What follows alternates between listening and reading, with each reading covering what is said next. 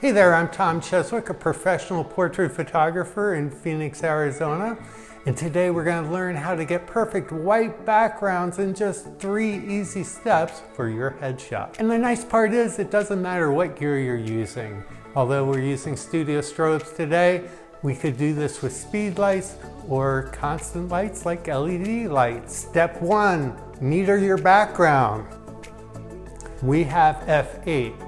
Next, we want to meter our main light, and we want to be 1 stop underneath that. So that would be 5/6.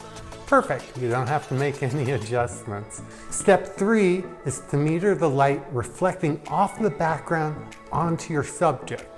You just want to make sure it's not brighter than what the main light is. So our main light's 5/6.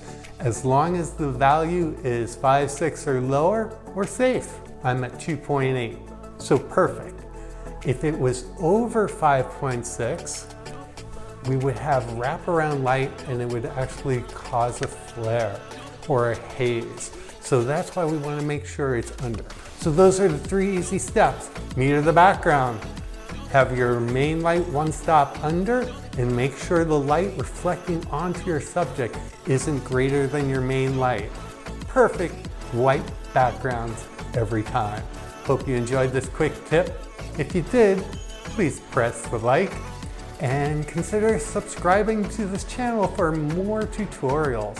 Thank you so much for joining me. I want you to learn and grow as a photographer, and I am here to help you.